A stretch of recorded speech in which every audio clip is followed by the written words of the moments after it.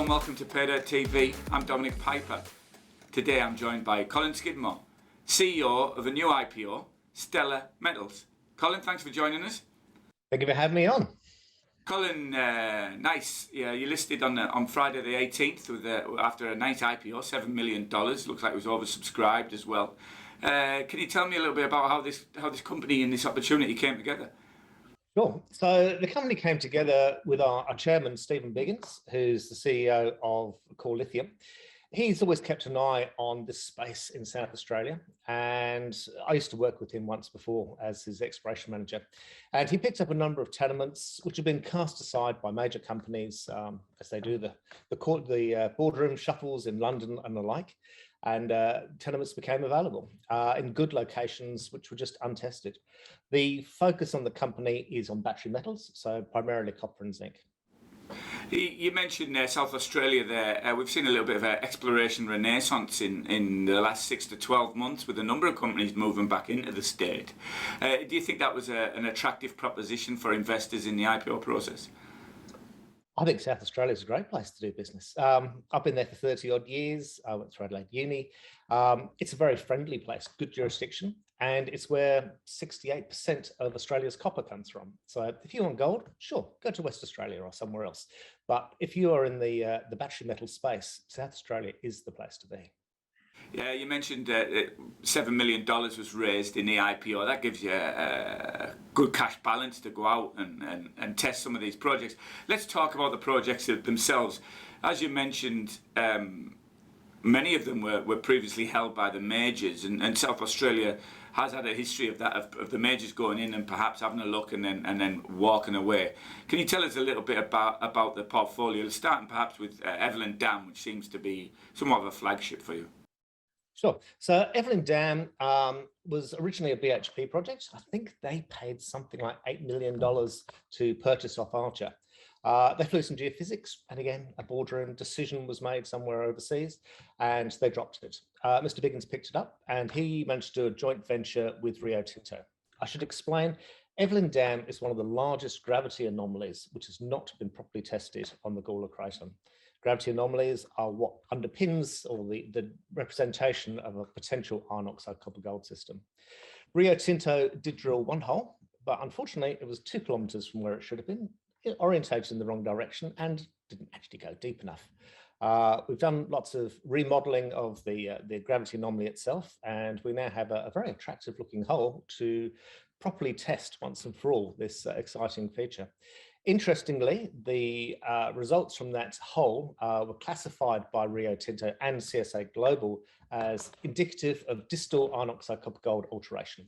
We've got native copper, we've got fluorite veining, we've got the sericite chlorite alteration. So, you know, these are good ticks, and in fact, that hole just upgraded the target. All of those geological features and geophysical features that you mentioned suggest then that you may be onto something, obviously early days, but maybe onto something that looks like an Olympic dam or like a prominent hill or Carapatina. Is that the sort of target that you're chasing? That's the sort of target we're chasing. So this one is, you know, it's high risk. It's one deep, expensive hole to test a very, very good anomaly, but the returns could be exceptionally good. So the company has decided that it is worth this very deep diamond hole to test the anomaly because the potential rewards are that good. And away from Evelyn Dam and then certainly away from IOCGs as well, you've got a number of other style deposits or mineralisation styles in your portfolio. Tell me about the carbonate zinc project that you're looking at. Sure. So to keep some balance to our portfolio in the battery metal space, again, another BHP project, the Linda Zinc project, was worked up in the mid-1980s by BHP. It's carbonate-hosted rocks, and there were these pods of zinc mineralisation which outcropped. BHP came in 1983 and 94. They did some shallow RC holes, a couple of diamond holes, but because they had a 2-wheel drive rig, and you've got to go up a hill, it's a bit bumpy, they had to stop the rigs about 300 metres from where these pods of mineralisation are. Since then, Perulia have held the ground. They did some soil surveys, and they've extended the footprint of these soil anomalies for zinc over many kilometres.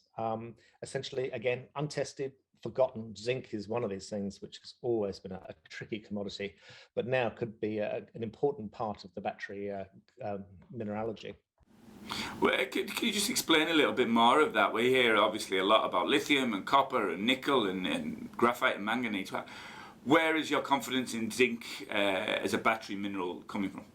Yeah, there's a lot of stuff. Just Google zinc batteries, and it is an alternative to lithium. One of the key things about it is it's safe. It doesn't catch fire when you puncture it. So we've got all these cars driving around, which, if they do have an accident, it does make you wonder, will they burst into flames?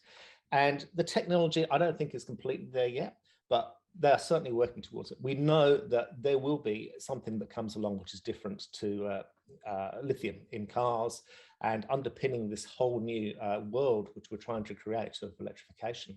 So zinc, we feel, has great potential and will certainly be a part of that, hence our interest in this commodity. And as well as the carbonate zinc, you're looking at sedimentary hosted copper, which is again not something we immediately associate with South Australia in recent years.